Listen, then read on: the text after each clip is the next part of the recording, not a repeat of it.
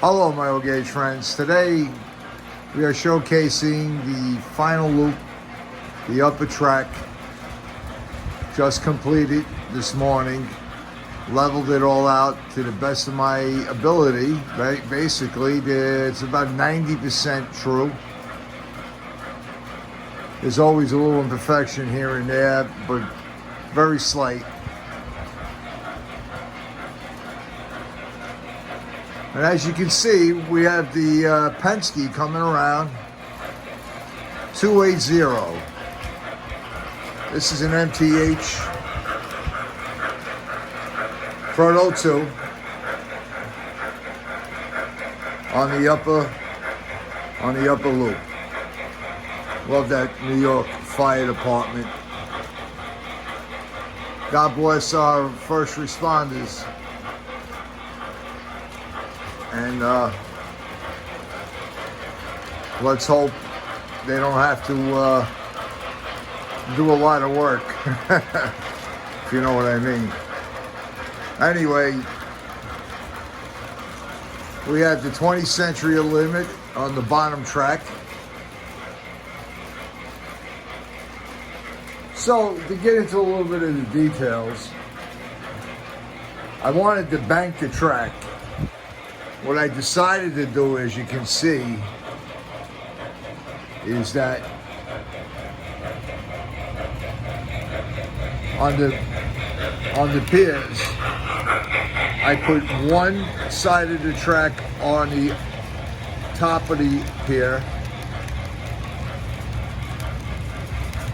Okay? And then what we did is let the train go by. What we did was, on this side, we hooked the track in. So this is slightly higher than this. And what I did was, all around the track, I did the same thing to give it a bank. So I can run the train at a little bit higher speed without worrying about it coming off the track. A little bit of engineering. Then I ran into a couple issues down here as I was building it, because I got the firehouse here and I couldn't really put piers in here. So what I did was I put track stiffeners underneath. As you can see, I stiffened the track and then I soldered the joints, so there's no movement or ability of the track separating. Okay, and that gave it a lot of strength in that area. And then I put a fake steel beam. It's plastic, but it looks like steel. I didn't want to put wood.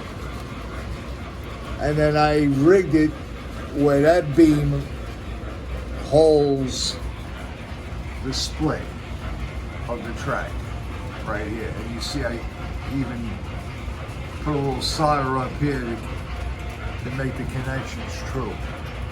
So all the way around, I had to figure out alternatives. There's a couple of piers that I actually could take out and put in a single beam to hold it like I did here, but that'll be in the future. The reason why is because this is supposed to be a roadway, and if it's a roadway, you really can't have nothing in the middle of the road. So I can work it out later on, but I wanted to get the track up, get it leveled. All right, so that took some thinking and engineering.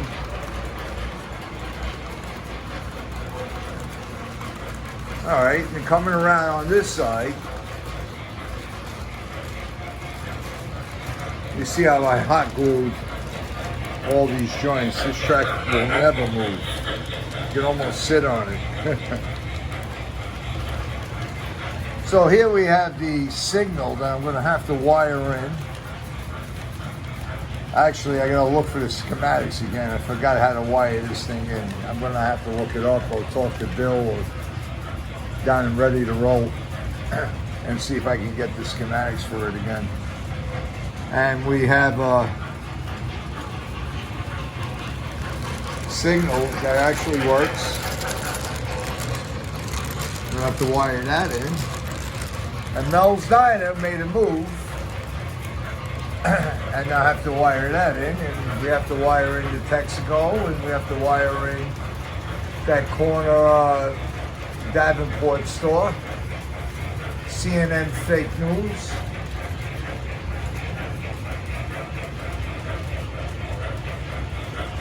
There's a lot of wiring and landscaping, re-landscaping to be done. A lot of stuff has to be cleaned up. We got the hobos in this corner now. There they are.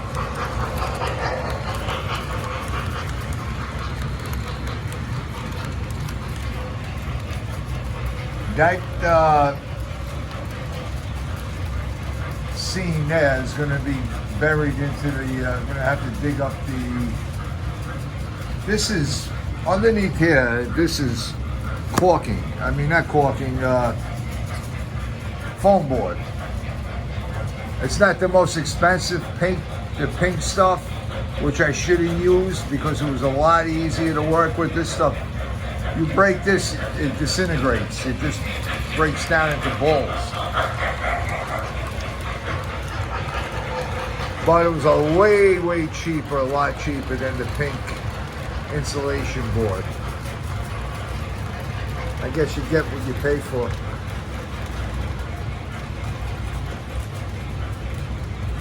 A lot of the material for this track came out of scrap. Mostly scrap wood. Most of this layout infrastructure I didn't have to pay for. I was very lucky with that because I work on a job that has a lot of material that's thrown out all the time. So I'm really excited about this upper loop. It really gives it another dimension.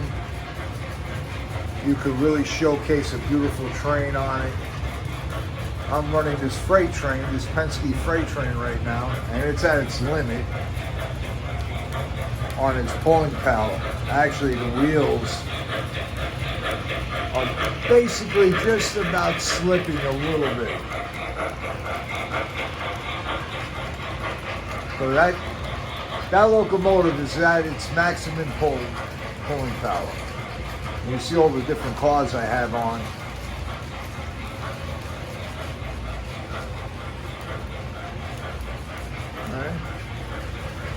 Down in here, that house is going. I'm not going to use that house anymore. I'm going to sell it.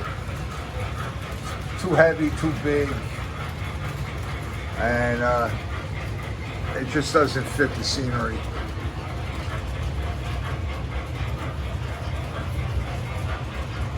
So what we're running the upper loop on, okay, which made it very simple and easy for me, and I had the DC Explorer. This was actually my first TIU. I had this before I had a TIU. But this unit, you can only run 3 trains. It's limited in the functions, but that's okay.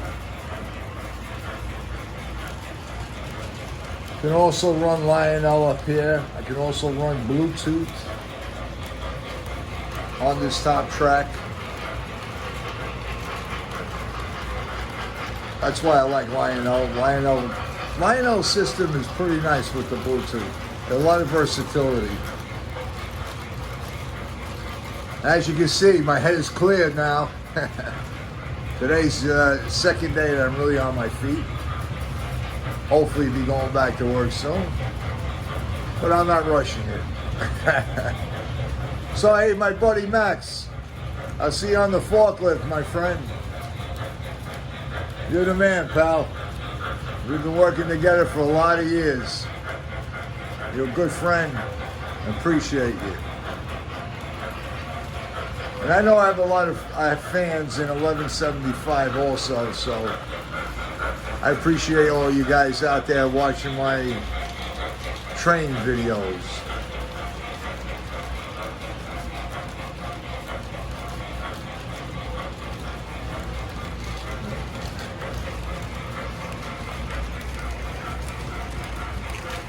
Well, let's check out this 20th Century Limited. I got the smoke units off. I'm inside the garage, close the garage. So I don't want to run smoke because I'll have to run out of the garage. There's that beautiful 20th Century Limited, New York Central. I was a real train back in the day. I was a pretty bullet nose train. And here comes the Penske 280. Oh, a lot of freight cars on this baby today.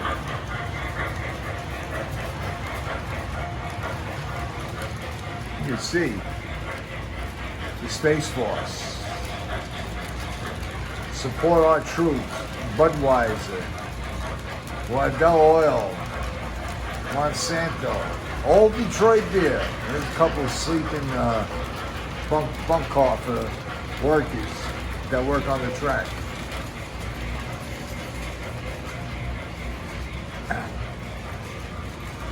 A lot of fun in this hobby is getting these cars and these box cars and these limited run stuff.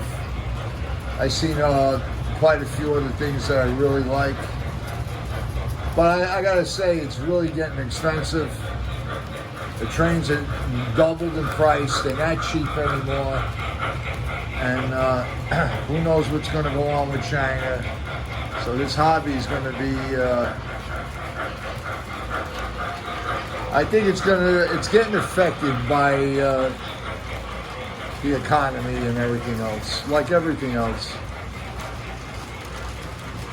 Well, I'm very happy with what I purchased, when I was able to purchase. I'm happy with what I have.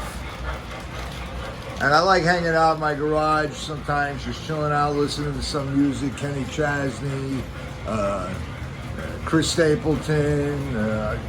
I like old school Engelbert Humperdinck and Sinatra. And so I sit here and I relax, put on my trains, and make believe I'm in Guy's Town. This is the San Gennaro Village, San Gennaro Railroad. That's it. We're gonna give it a good Italian name, San Gennaro Railroad. God bless the Italians. They did a lot for this country. They built this country. Masons and bricklaying and concrete, and along with the Polish and the Irish and the Jewish and the European culture, they built this country. All right? And New York, what a beautiful city. I don't want to say what it is today, but it's still a beautiful city. We just need the right people in office to make things work the right way.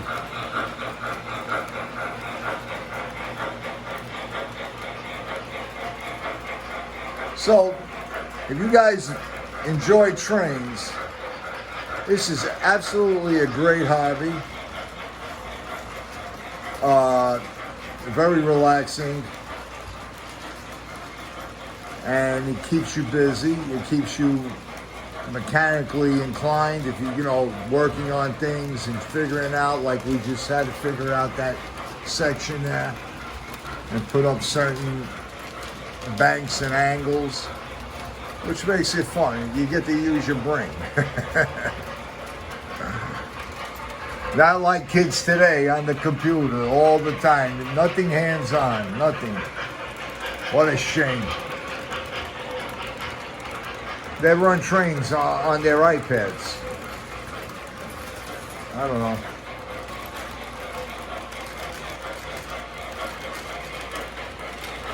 I don't think there's many young kids today that are really into the hobby, or not like it used to be when we were younger and growing up.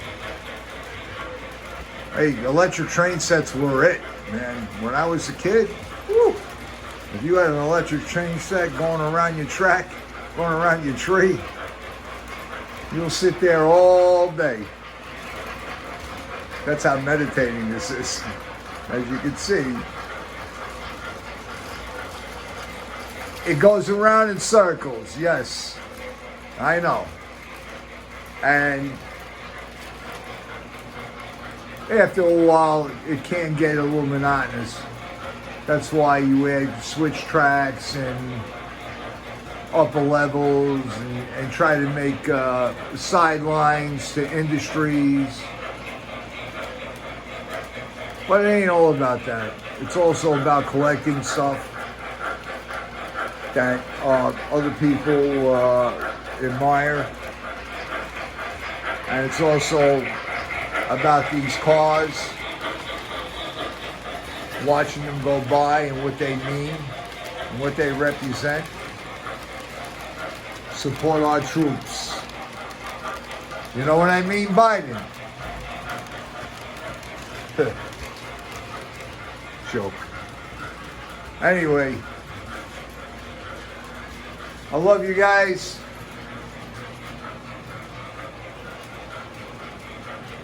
And let me zoom in on this. Let this come around.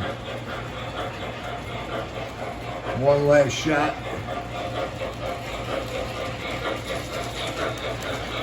This train really smokes. You turn the smoker on this puppy, it makes smoke rings.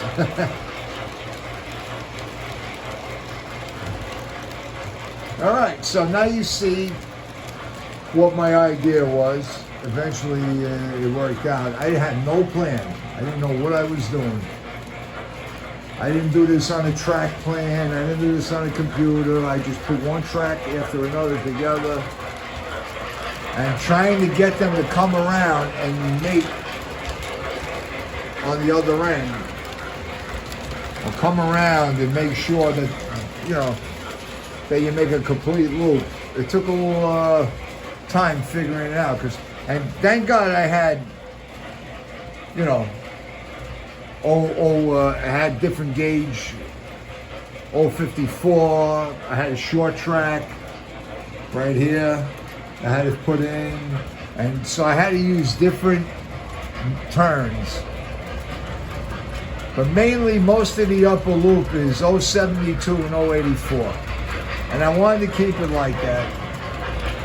This is the only little tight corner right here, but you see it goes right into a straightaway, so it won't affect the bigger stuff or the stuff that can only run in 072. This particular turn, I think, is an 045, but it's very short. So in the future, when I get some of that bigger stuff, I know I can run it up on the upper loop. 072 minimum curve to 084. You guys in the hobby know what I'm talking about. That's the radius of the curve. The curve of the track. The higher the number, the longer and wider the turn. The lower the number, the shorter, tighter turn. Like down in here, that's 072. This is 084.